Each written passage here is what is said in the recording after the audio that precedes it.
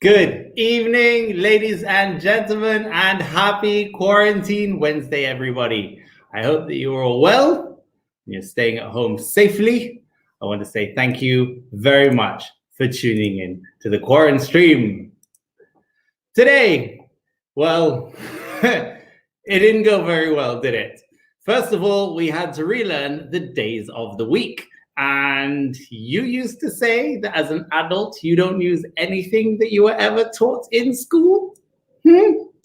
Well, the Nation was out reporting on the queues of people in Bridgetown. And as the article in the Nation says, here, the line for the Royal Bank of Canada starts at the top of Broad Street and stretches along the High Street as strict physical distancing is observed. And the video is by Nigel Brown. Nigel Brown filmed this video. This is just a screenshot, and you can find the original video on the Nation's Facebook page. And he filmed it by walking the full length of this pavement. So right now, you're just seeing us at the left. You see that little bicycle in front? You see that lady on the left with her kid? He walks through that entire tunnel of people. Look at this. Are you ready? All right. Nigel, what have you not understood about social distancing? Look how close you are to this person. This is ridiculous. But I suppose at the end of the day, that is the magical reporting of the Nation. Well, I'm just going to bring out one headline from April 6th, and I quote, "Funeral directors have not been issued with any official protocols from the Ministry of Health for dealing with the bodies of COVID-19 victims." So this is the picture they use, and they decided that the title that goes along with that is Grave Concern. Well done, the Nation. You are hilarious. I have absolutely no words for you. Well, the talk on the street, and when I say the talk on the street, I mean what's being said on Facebook, is that we should have 24-hour shopping. It will keep people employed around the clock on different shifts. It will allow us to shop at night so we don't have to stand in the sun. And most importantly, it will give everyone a valid reason for wearing their pajamas in public. There is a scientific reason for the curfew starting at sundown, though, and it is because the coronavirus only comes out at night. For this reason, a village in Indonesia has reportedly taken to using volunteers dressed as ghosts to scare people into staying at home. According to Reuters, the unusual tactic actually had the opposite effect. So what ended up happening was that people were coming out in droves to spot the different ghosts like it was a giant game of Pokemon Go. And you thought you needed a phone to play Pokemon? Huh? Well, thankfully, in India, they had a much better idea. They have given police officers corona helmets.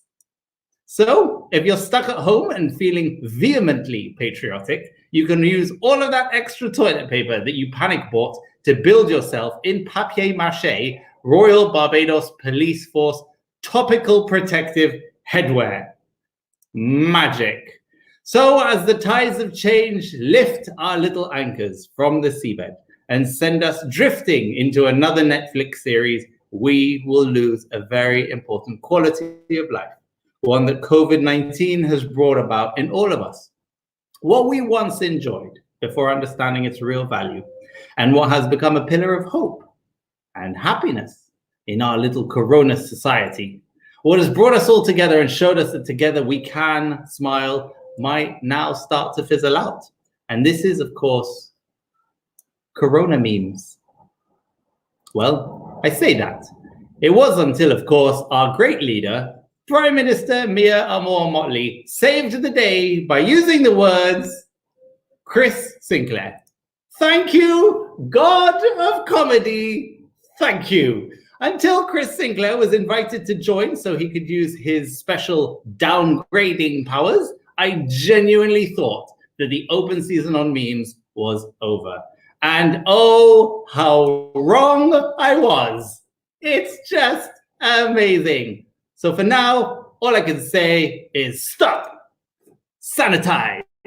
So you thought that my last description of DLP was a bit harsh. I characterized the DLP as Verla de Pisa standing behind a picnic table in her kitchen. But the nation seems to have topped me. And I genuinely thought I was sharp. But I'm going to quote former Minister of Finance Chris Sinclair's appointment to a special advisory group for current and post-COVID Barbados will not revive his political career, says political scientist Peter Wickham. Now, Peter Wickham continues, I think in a situation like this, we need to have a unified front, and clearly DLP President Verla de Pisa is not that person. I was at least trying to be funny about it.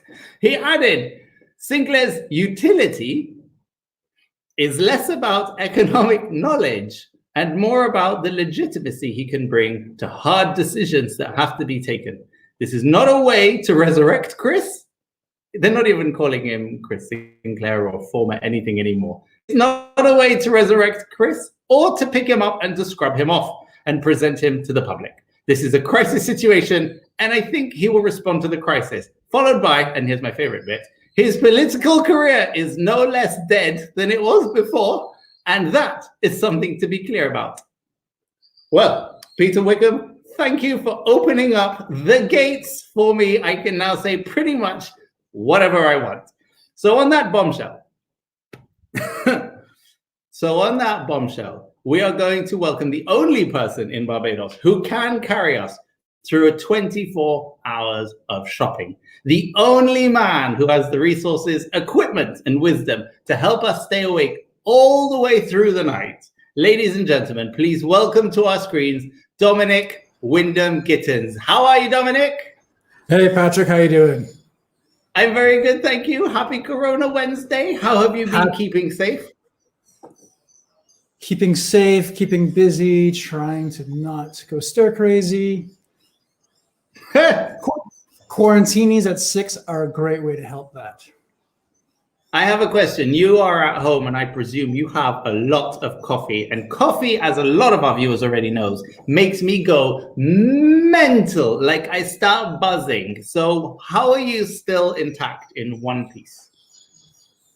I don't drink coffee too much. I mean, I actually don't drink a lot of coffee. I only drink probably 4 or 5 cups a day, basically. Okay, that's disgusting. No one has ever said, I don't drink a lot of coffee, just 4 or 5 cups a day. That's foul. Really? Not when it's good. It's like drinking water. It's like drinking anything. So people drink juice, drink soft drinks. I drink coffee.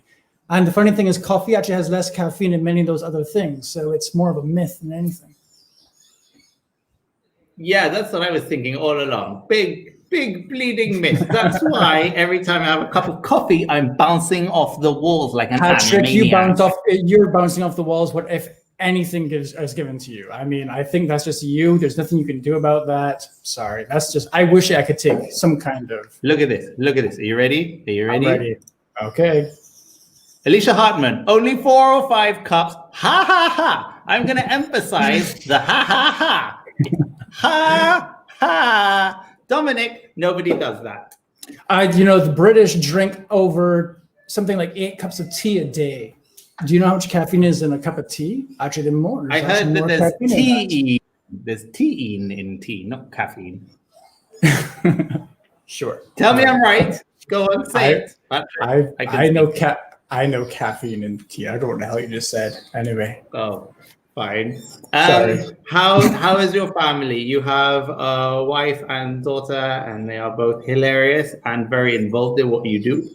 I have a wife and 2 beautiful daughters. We're all great, 2 daughters. 2 daughters, yeah. 2. I'm a lucky man. I'm surrounded by women. Jesus Christ. You remind me of that meme of the guy who said, you have 2 options. Option 1, you can stay at home with your wife and children, or option 2. And the guy's like, option 2. I want option 2. Look, I gotta be honest. My wife and children are amazing. They're literally the reason why I do what I do. Really? I'm lucky. I am lucky. I kid you not. I'm the luckiest guy in the world right now. That's just the truth. I'll fight you for that position. I'm the luckiest guy in the world. Well, you know how I know I'm the luckiest guy in the world? Tell me, Patrick. you make me coffee. And you have no one who can make you a coffee like you can make them a coffee. No one. No, I'm lucky to say that I know a good amount of people that can make a coffee almost as good as me, and I'm always happy to be made a great coffee. Like Steve Linton. Yeah, he was on the show a couple of weeks ago. He was, and I shout out to Steve. Steve is a great guy. He makes a great coffee. I'm very proud of him and what he does with his latte art. I have great friends like Nico Nichols and people over the world who make me great coffee. So I am lucky in that sense. And they're the ones that make me want to make better coffee. I'm going to bring up another comment. Are you ready? Sure. Who is Laura Esteve? Steve Esteve. A fan of mine. Wow, you don't even know? That's hilarious. Dad of the year. That's very kind. No, that's very kind of her. Thanks. I'm dad of the year. I have no children. So this is a situation. I think about. Oh my god. This is a time of year where all of us can reflect deeply in this crazy, crazy world that we are in. We are going through what a lot of people would consider a huge obstacle. And a lot of other people would look at this whole situation and say, this is an opportunity. And I am going to start a live stream on Facebook against all odds, even though I have nothing to say. And people like that are doing crazy things. So What do you see when you look at your entire entrepreneurial background and you were to be back in the wee Dominic small self that you were back in the day, and you said, you know what, in this situation, given this climate, you know what I'm going to do? What can people do? You know, Patrick, I'm lucky that I've been doing what I've been doing for almost 20 years now. And I could say there are 2 times in my life, but almost not recently, but 12 years ago, we had a financial crisis. And I don't think people have forgotten how severe that really was. Barbados, it's happened in Barbados slowly, but people lost money. There was no investment. A lot of bad things happened to Barbados at that time. So it's not like this is different, but it is similar because the economy is going to be in trouble. So I've been through that. I also remember being very young when Barbados in the very early 1980s, when we were about to collapse in the sense. I remember my father telling me all the things that were going to happen to the Barbados dollar, and someone had to swoop in and save Barbados to say. So we have been here before. So as I see it, this is an opportunity we have in this day and age at our fingertips with a computer. You can learn stuff, you can do stuff, you can teach stuff, you can talk to people around the world. And that you can live stream. Sure, you can live stream on Facebook from your living room, and that is awesome. And if you really think of it, we're no different right now from all the superstars. I mean, all the TV shows, they're doing this. So there is no difference. And once we have great people involved and great people engaged, it's a great time to do that. Me personally, I will tell you, it's hard because you get so used to doing things. You're in a motion and you're in a rhythm. Yeah, you bet. Now you're put like it's a break, and you're like, oh my god, everything stops. And I'll say it's scary out there when I think of what not knowing will come. So all I do is I've decided to learn to speak Spanish. My daughter, she's teaching me Spanish. She lives in Spain. So I'm spending 20 minutes every day learning Spanish. Don't ask me to say anything in Spanish because I've only said it 2 days ago. Hola! Hola! So that's some of the things I would say I do. I'm also lucky that coffee is my life. So I do have a working coffee lab at home. So I am doing research, I'm learning, because eventually this will end.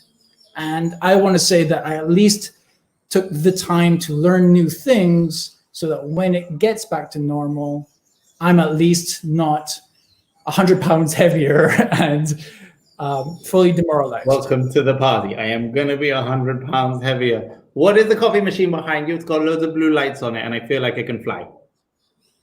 That is my La Marzocco GS3. It's a beautiful espresso that's machine. my favorite type of La Marzocco. I'm very blessed. That's a beautiful piece of equipment. I get to make coffee every morning on it. It's fantastic.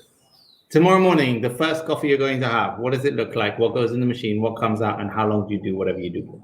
Right. First coffee in the morning is always a cappuccino. It's the first thing in the morning. It's either going to be, depending if I'm trying something new, I'm always doing quality control. That's like one of the things I always do. So if I've roasted fresh coffee, I always make sure I take it home just to make sure it's working, tasting the way it should be. And if it's not, I'm able to deal with it almost immediately. So I drink everything that I roast in that sense. So that's okay, but wait a second. Now you're not coming back from work. You are literally stuck at home the whole time. So what are you drinking? Which of your coffees are you going to drink tomorrow morning as your cappuccino? Well, tomorrow I'm actually going to be drinking a single origin Ethiopian natural processed coffee. It's going to be beautiful. I knew it. I knew it. You're bound to say that. Yes, exactly. Well, that's my favorite coffee in the world, so I guess that's pretty bad. Really? But I just finished, I will tell you, I just finished my last bag of Dawn Patrol. So this is only the next one. But I am lucky. I have all the coffee that I need to last the out. Sweating is about to begin. What you once allowed me, so for viewers, I have a love for coffee. You can't believe how much I love coffee, except like Obelix in our Asterix comic book. Sure. I fell into the cauldron when I was a child, which means I'm not really allowed coffee. But every now and again, I go to Dominic and we sit down and I'm in a privileged position to have a chat with him. And he goes, let me make you a coffee. I want you to try something. You should look at this.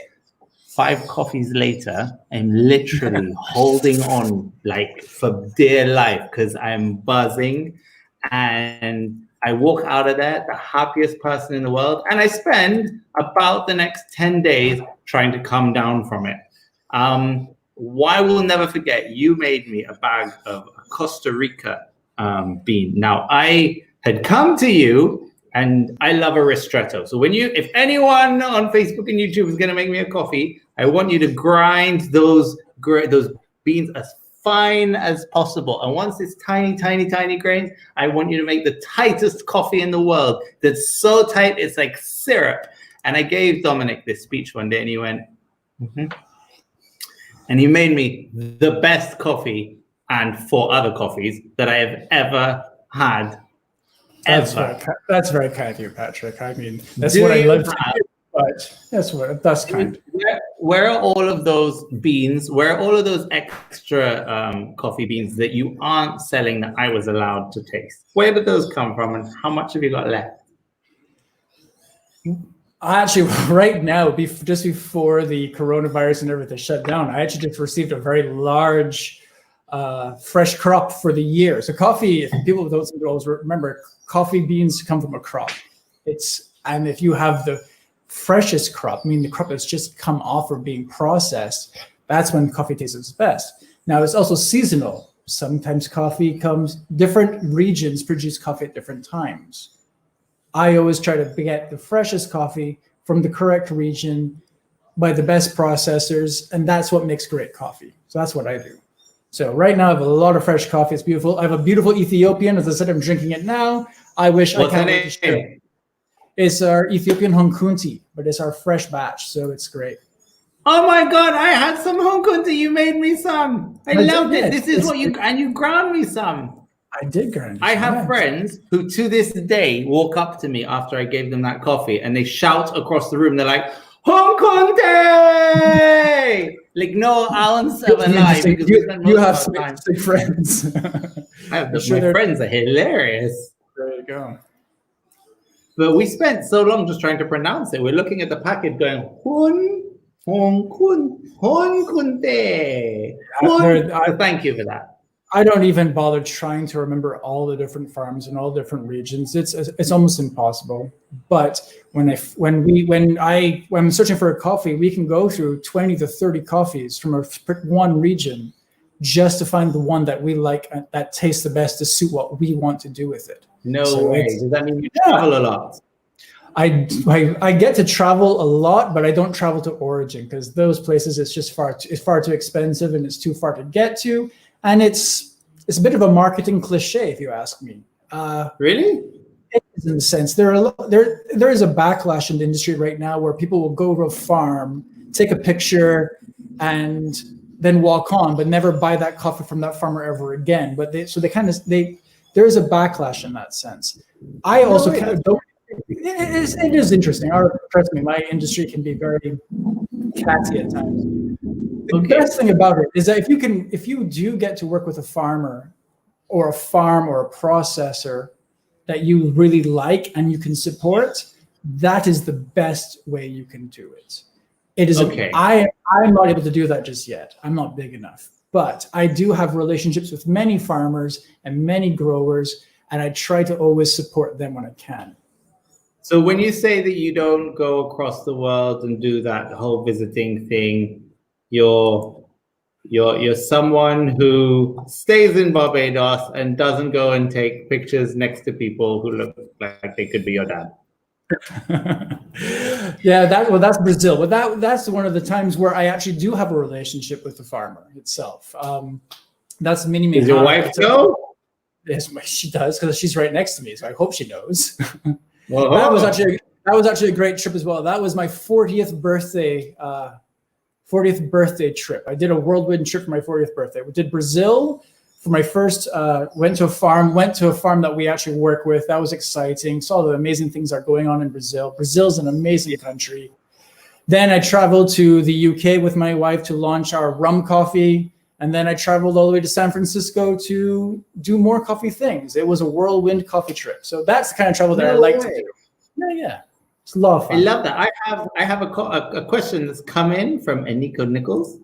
Dom, can you talk a little bit about why consistency when brewing, use commas, is important and the different things you should be keeping consistent? Can you talk about these things? Nico, thank you so much for your question. And Nico is, I gotta say, shout out to Nico. Nico is like one of those guys that are so inspiring to me because he just wants to know about coffee.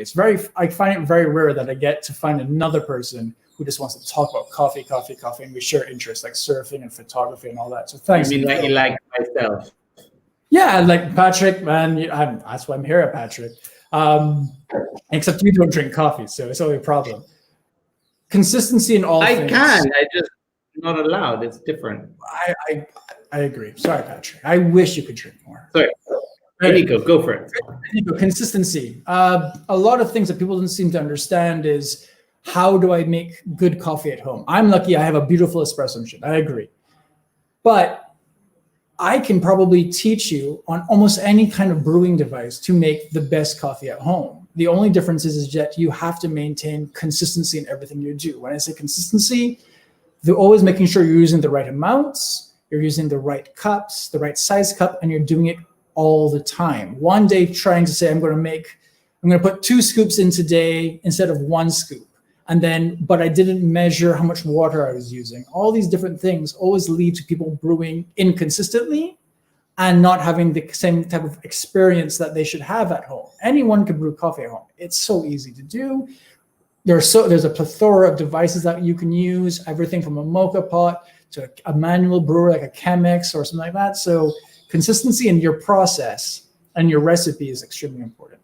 Think of it just like my wife would probably kill me because my wife doesn't use recipes. She can just pull things together. But me, when I get a recipe book, I read it and I'm following it to the letter. And that's what works really well with coffee.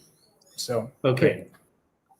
I have an espresso machine, and my biggest problem is that I can't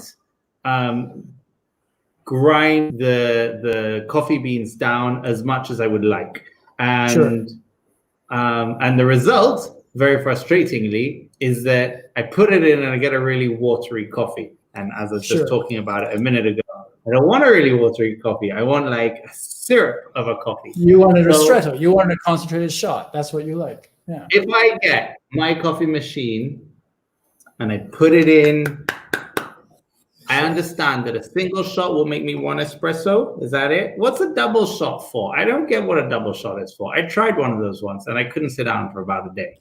Well, I guess it breaks down to, without being nerdy, it breaks down to a very simple thing. What is the recipe you want to follow? So the main thing that with all espresso machines, you have to know how much coffee it can fit in its basket. Home espresso machines normally come with a very large basket, so you have to fill it full of coffee. But if you fill it too full of coffee, it won't, and the grind of the coffee is too coarse. It sounds like what's happening to you. Your coffee is not fine enough, so it's just flowing quickly and is under extracted. Yes. Right. So all you have to do is get a finer grind that's more consistent. So a consistent grind size will achieve better amounts. So it comes down to weighing. People don't seem to think the number one thing, the most important thing with coffee nowadays is having a scale, because a scale tells you every single time how much coffee you're using. If you use a scale. Dominic, does that mean that I have to come to you every single time I want to grind coffee? Can you sell me one of your grind coffee? Patrick, I could do two things. I can sell you a grinder if you have the money, or here's what I love to do for my clients is if I know exactly what my client uses at home, I'll calibrate my grinder and grind it perfectly for you. No way. That's what I do. I have a Lavazza, left-handed something. It's Italian. It will probably break by the end of the week. I can sell you a new one. Why do people say, give me a new one. Why do people say the Italians are really good at coffee? I'm not convinced. Who is good at coffee in your humble opinion? Italy was the birthplace of espresso, so they should know how to make it. The biggest problem in all things is that things progress, tastes evolve. And with Italy, they've kind of lost some of their culture. I would equate it almost to, I'll say this, and it may get some people offended, but with rum. In Barbados, we did go down in the quality of rum, and because we weren't trying to produce the best, we were just trying to produce a lot. But recently, and I give it because it's the truth. I mean, if you look at what Mountain Gay is doing now, and I mean, one of the people that inspires me the most is Richard Seal of R.L. Seal. He's not changing what rum should be, but he's making sure it's as good as it could be, a true defining product. That's what makes it excellent. So I'm saying, so Italy's having the same issue. It's becoming more about quantity versus quality. And that's the problem with Italian espresso. Plus, again, flavors are changing. People don't always want to drink a coffee that's roasty and dark roasted, because coffee is an ingredient, right? The coffee bean itself is an ingredient. And lightly roasted, you have these unusual flavors that one will not associate with coffee. Fruity flavors, sour notes, bitter notes, sweetness, all these brilliant flavors. But if you hide that in the roast, that's not always a nice thing. So that's why you're saying, sorry, I didn't mean to interrupt you. No, that's okay. Go ahead. What you're saying is that we are over roasting our coffee and we're burning it. We can. A lot of people do. Yes, a lot of people do that. So what are they doing in the rest of the world then? The rest of the world it's changing. Do you know they grow coffee in China? I'm pretty sure that they grow most things in China, including flu-like viruses. Well, no, I'm not going there, but it's the coffee world changes. It's a lot of different things are happening, and there's a lot of experimentation, and that's really what got me into roasting in that sense. Because instead of having there's nothing wrong with having a traditional Italian espresso. I will always love that concept. But when you're want to explore and push things and explore and have new taste sensations, third wave coffee or coffee that's lighter roasted, and you're paying more attention to, if you equate it just like any good ingredient, I like fresh baked bread from, say, the Cliff Bakery or La Baguette, because it's fresh. It has a flavor to it that's not achievable if I let it go and sit down for 6 months from somewhere. So if you think of it, so if you treat coffee the same exact way, you're going to have a completely different taste experience. And that's what makes experience. That's what we want to do. We want to provide that level of quality that's just not achievable by just importing a coffee. I feel like your coffees are very special, and you have a variety. Well, that's the fact. We can see that. We really can see that. Are you in this economy? And I don't know what's going on with deliveries anymore. We saw what happened at the supermarkets today. Yeah, it is. Well done, everybody! Round of applause. And then we see that all the curbside people have basically given up on life. So no one is getting any food anymore. And I did. I panic bought like it was no one's business.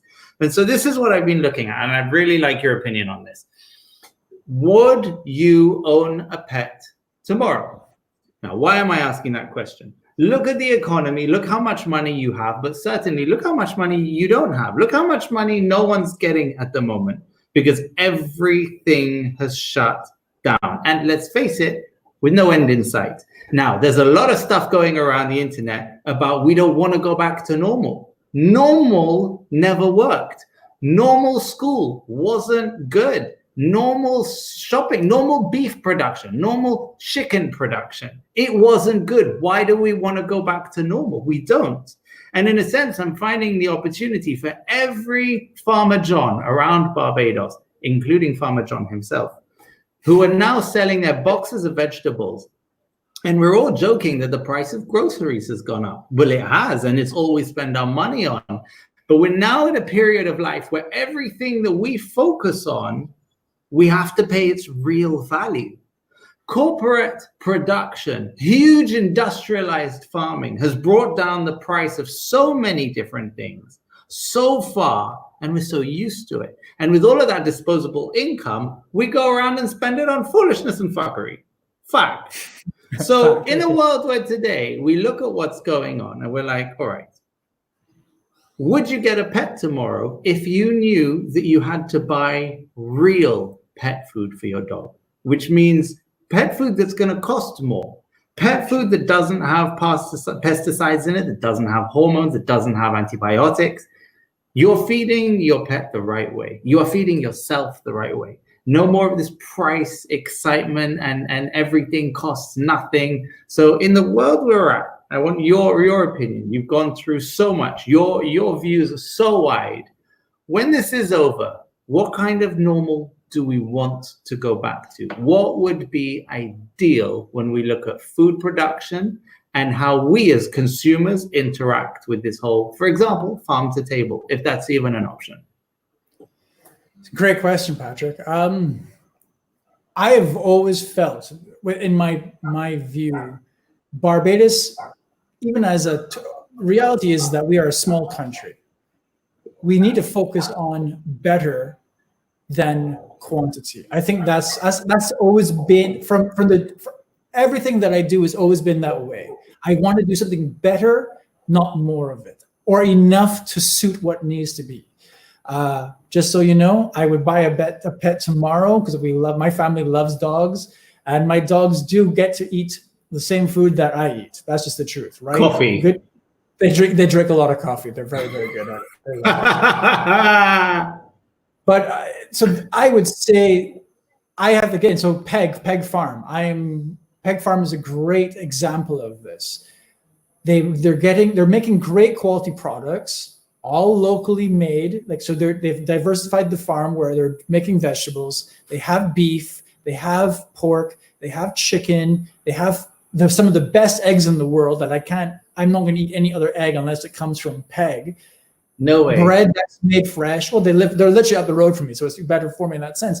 But quality does not always have to cost you more. It just costs you a little bit more, and I think that's what it comes down to. Also, if you do look at it, when you do look at it in the sense of the price of coffee, if you look at my coffee, it's extremely high quality, meaning of it, the actual source product is extremely high end. The pricing, though, is still relatively inexpensive for the quality that you get.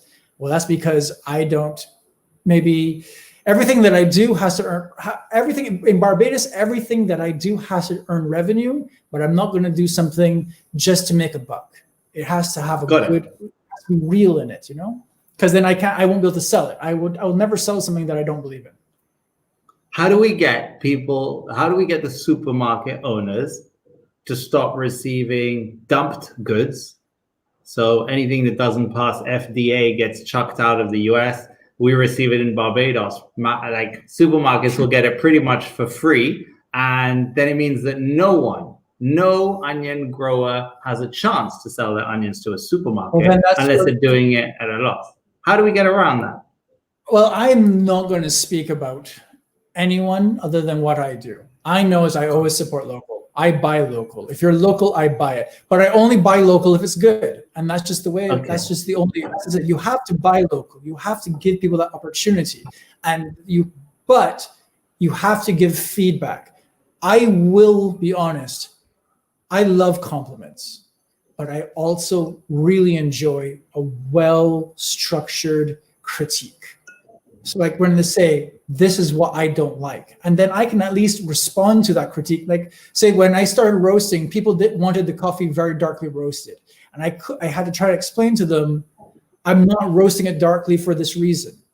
And it's taken 7 years, but they're finally coming to understand what I've been talking about. And if you roast it too dark, you're not getting the true flavor of the coffee. And it's taken a long time. That's fast. So that's what I do. So constant education, but critiquing in a positive way helps all people. I try to support local. I try to support local farms. I support local bakeries. I do love imported stuff like everyone else, but if I can't get I also then try and find, if I find a local imported product, I at least try to buy the better ones that maybe are organic or support certain trade agreements. Because that way, at least, it's going, your money's being used in a positive way. And as everyone knows, your money is the best way to make change in that sense. I like that a lot. I have a question that's come in. I'm going to bring it up on screen. Do you offer organic bean? And do you feel organic coffee offers a different flavor profile than conventional coffee? That's a good question. You're welcome. Yeah, I know. I love the question. It's hard to explain to someone. Unfortunately, organic you have to define what organic means to you. Because unfortunately, US organic is different from the UK organic. And that's just the truth. Okay. Let's say European organic, because the UK is not really a thing anymore. Yeah, well, there you go. So yes, literally.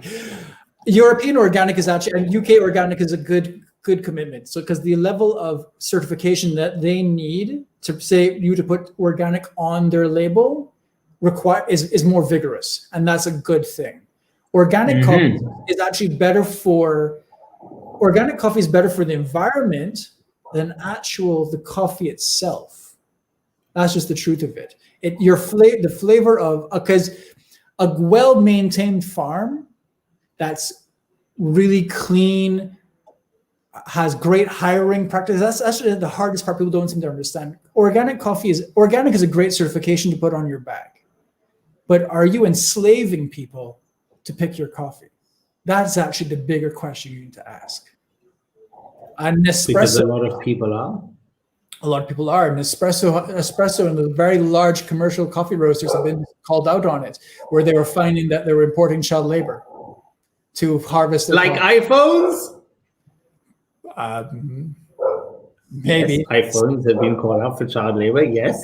iPhones, I think any electronic in this world has been called out for child labor, but yeah, that's actually a bigger deal. So when you're going to talk about coffee in front origin, maybe you should be asking, is the farmer a rich multimillionaire and enslaving people, or are you working as a cooperative where women are being brought into the fold? And that's actually something that's more important to me, finding cooperatives that support women, especially in Africa, because then the level of change that comes from women ownership really makes a big deal in these communities. And so that's something that I care more about than say organic. Organic's great for farming and for the earth. I really appreciate that. It does not affect the quality in any way. I have not been able to find it.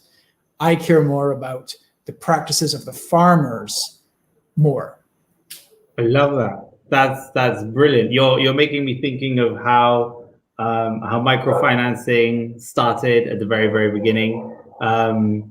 I'm trying to remember the bank. I wish I could remember off the top of my head. It was from university days, and they started only using microfinancing for women, and it was women who were finding other women and they were doing stuff. There's also situations where they've They've tried to develop huge corporate selling practices on a micro level in the most remote parts of India. And again, it has always come down to just connect with the women on the ground, let them understand what is right and wrong, let them take control, and let them take care of it.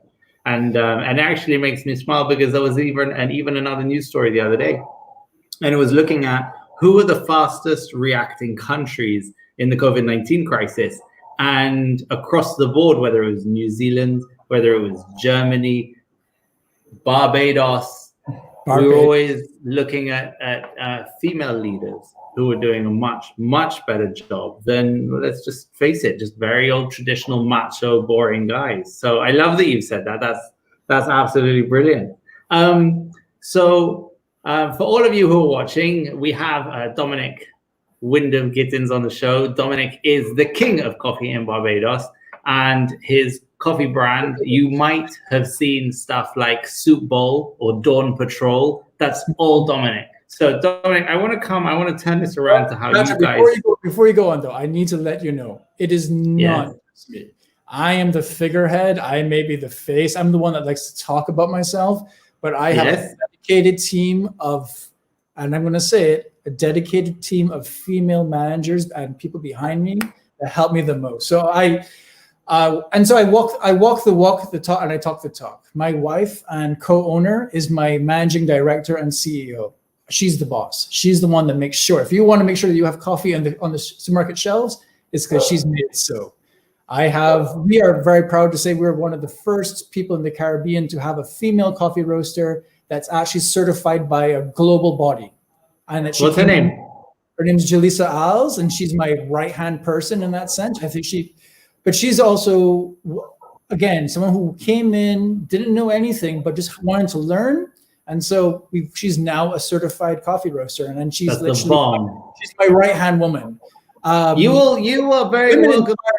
So you can take down all of these compliments that I'm sending you, saying I'm not the king of coffee and I'm none of those things, because I've got a team of people. But no one would stand behind you or with you if they didn't believe in you and they weren't a little bit convinced by your hilarious obsession.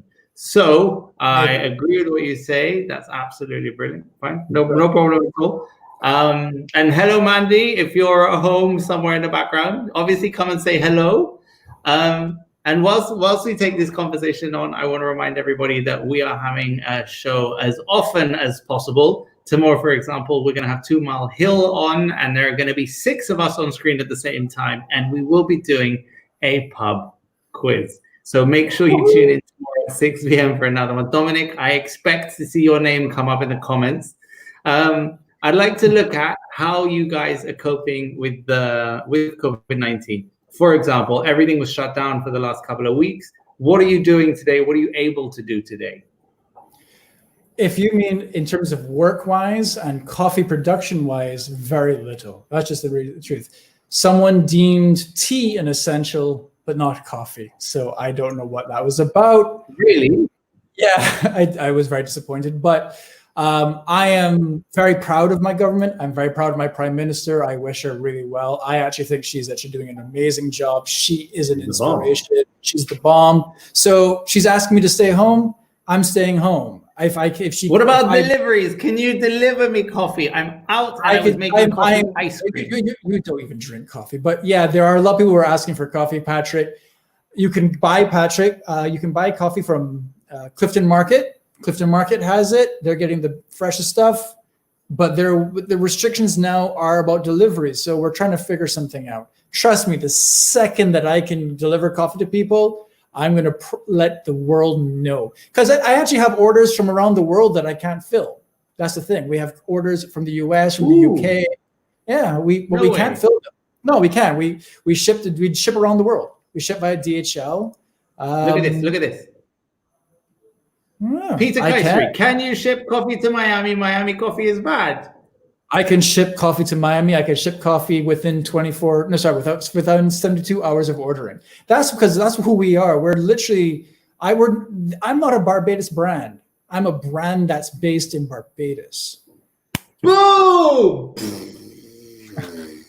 Mind blown. And that's what I want all of Barbadians to think. We have an amazing island. We have a uniqueness to us. We have brand cachet that no one else has. And I love to see that people are doing that. So what's not? Stephanie, I love what she's doing. I love True Barbados. I love what she's producing in that sense. Something Samara, people's from Barbados, all females, I will mention, but again, they're doing amazing things. Barbados has I love the fact that we have amazing rum, but we have amazing other things. Gabriel Abed of Bit. I mean, come on. I mean, we're a small Caribbean island, and he's one of the most respected people in this areas. We can be leaders if government, and I said the government is getting online because I could pay most of my taxes online now, so that's a great thing. But we are fighting some external forces that will try to keep us small.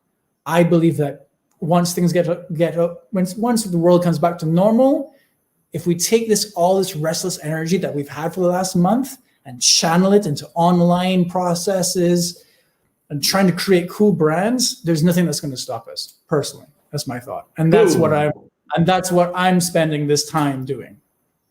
I absolutely love that. That's refreshing to hear, and it's inspiring. So I've got to wait for everyone to turn around and basically allow deliveries to happen. I've got to wait for coffee to become an essential service once again. Hey, right. You could always call your MP and say coffee is an essential, and I'm sure they'll make it. Is that Mr. Duguid? Dwight Sutherland. Dwight Sutherland is one of them. All of them. Just tell them, say we need coffee, and I will happily deliver. I'll happily deliver in my electric van. So we're not even doing anything to the environment. Okay, I got a question. I need to grind my coffee thin, very to a certain excuse me. Excellent. And then once I have myself a very, very tight coffee, I have the world's greatest ice cream making machine, believe it or not. And whilst I'm very excited about coffee but can't drink it, there are no limits to how much ice cream I can consume. Oh, there you go. And so I've been working recipes, and it's mind-blowing. And we have made a coffee ice cream that actually uses the jelly of coconut to enhance its texture. And the coffee that I used for that, there were two. The first one was actually a Costa Rica blend that you gave me that's been sitting in my cupboard for a long time. And I finished that pack making this ice cream. And so I made the tightest coffee. And then I put it into the mixture at the very, very end. And it went very dark and it was beautiful. And then the milk came in and it was the bomb.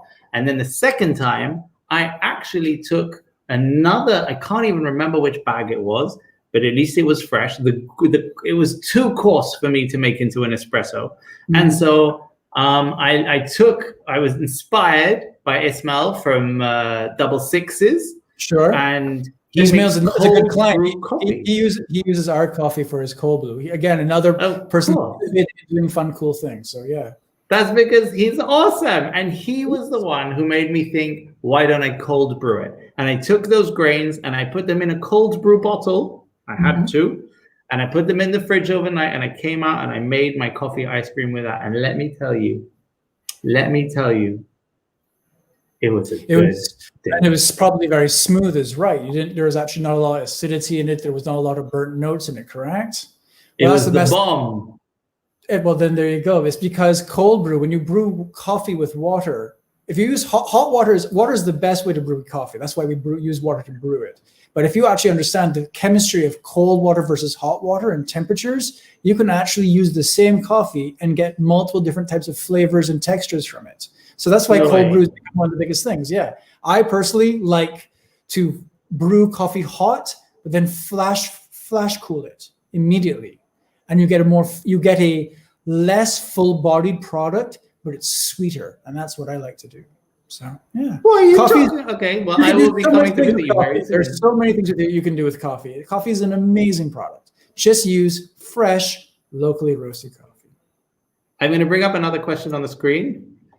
Does Dominic agree with the always summer guy? I believe she's talking about Steve Linton. Steve Linton, Barista Linton.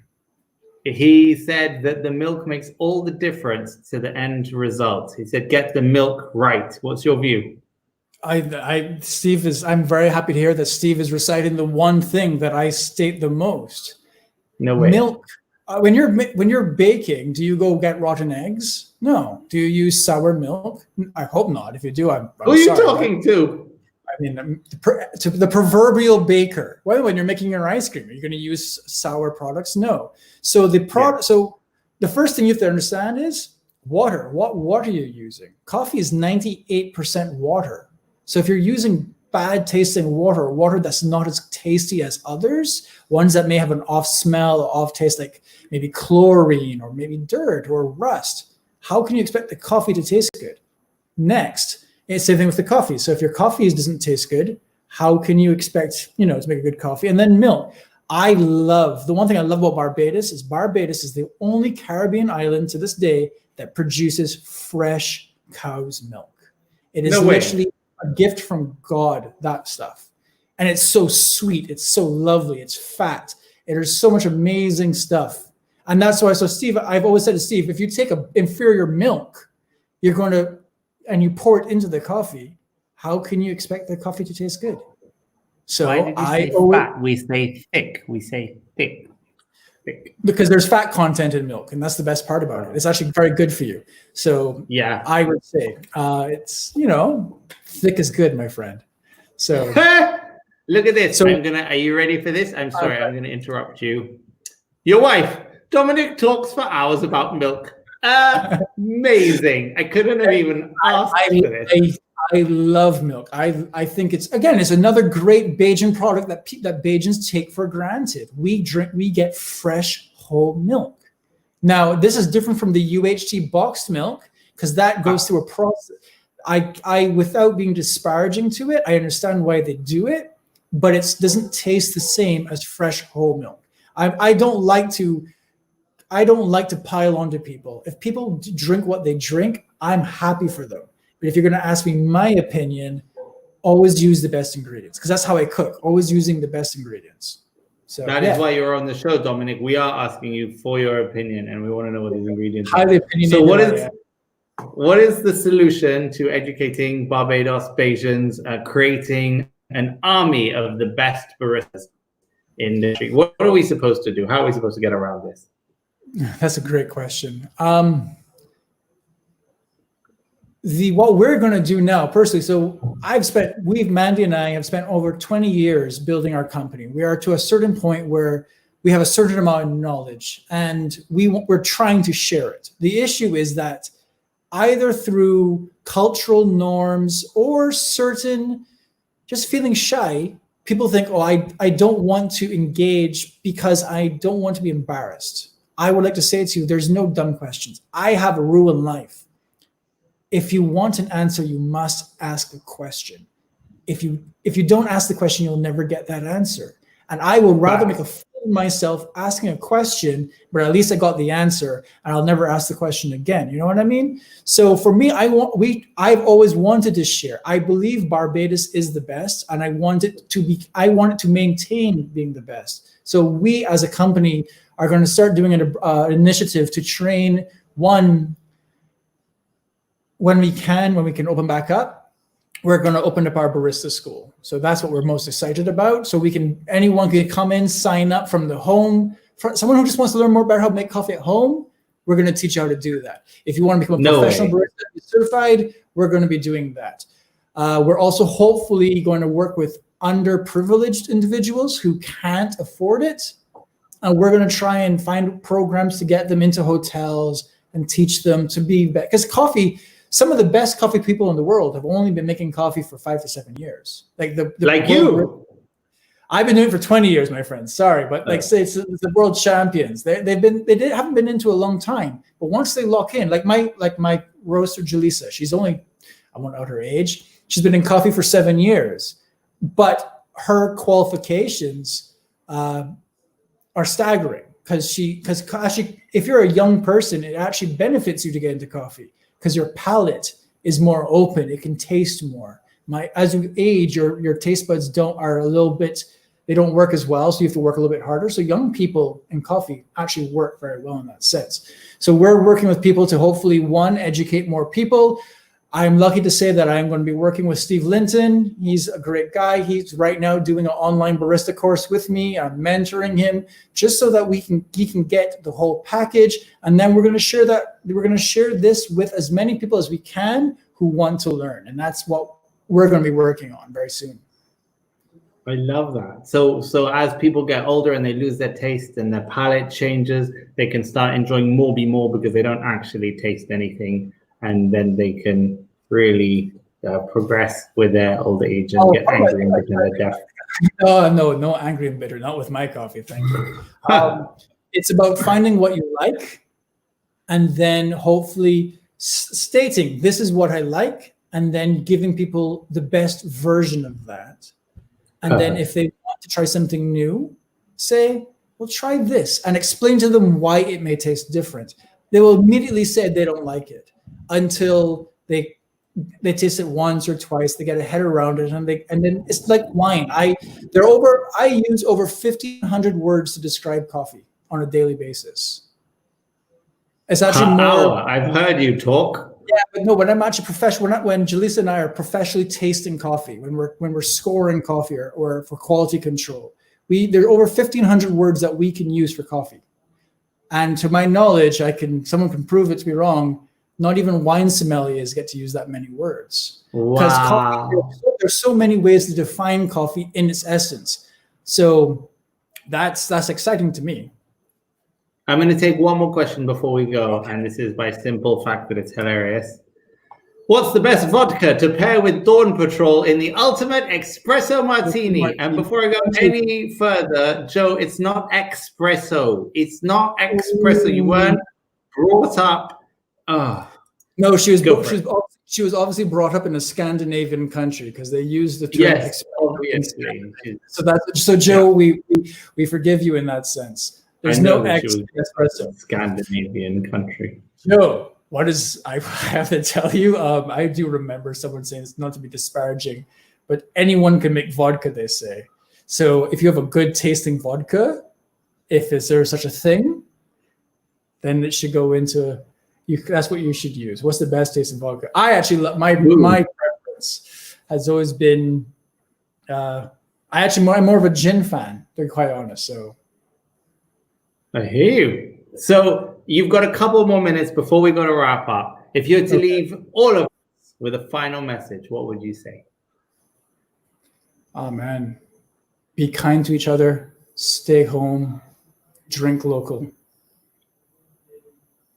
No. I don't know. No. Did I ruin the end?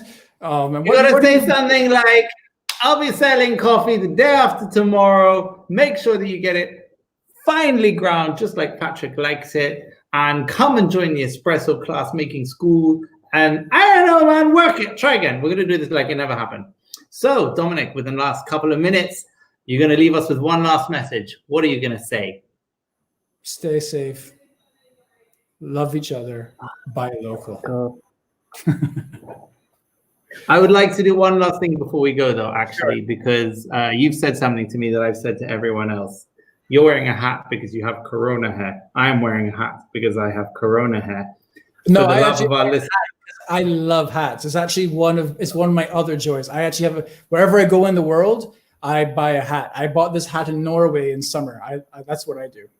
When you were buying it, were you asking for an espresso? No, I was not. They didn't serve. So if you lift your hat off and you show everyone your Corona hair, I will show everyone my Corona hair as well. You first. But no, Patrick, because I've seen your hair. Your hair is lovely. No, right now it's like a complete car crash. Come on, same time. Same time. You ready? Ready? Go. Oh, God. Never again. Well, we've done the undoable. You're far too young. I'm too old, so it's all gray. I love hats, so I'm always wearing a hat. Good man. Well, Dominic, thank you so much for your time, your passion, your love for what you do. It's an absolute privilege to have you on the show with me. Every single time I hold another show, we have a different crowd, we have a different format, we have different segments, And I'm so, so lucky that I have such fantastical people, just like yourself, who allow me to ask my ridiculous questions and grow and change and develop the way I'm developing. So for that, I'd like to say thank you very much. Best of luck during the Corona land crisis. You and too, love Patrick. to your family. Thanks so much. That was so much fun. Thanks so much, man. That was Dominic Wyndham Gittins, the man of all coffee in Barbados. And exactly like he said, he doesn't make it's not Bayesian coffee, it's great coffee that's made in Barbados. And that I absolutely love. And I probably misquoted him. So for a day like today, when everyone was queuing ridiculously for food and no one actually got food, the people who actually did the best were all those people who panic bought several weeks ago, like myself. So whilst all of you are going to continue having a really hard time with tins of tuna, I am going to continue having spoonfuls of chocolate chips because it's the only thing I have in abundance. So as tomorrow rolls around and the next letter in the alphabet makes you available, tips and trips, tips and tricks, don't go to my supermarket, please. I'm hoping on getting some food because I'm so sick of these chocolate chips. Have yourselves a wonderful evening and take good care of yourselves. Bye-bye for now.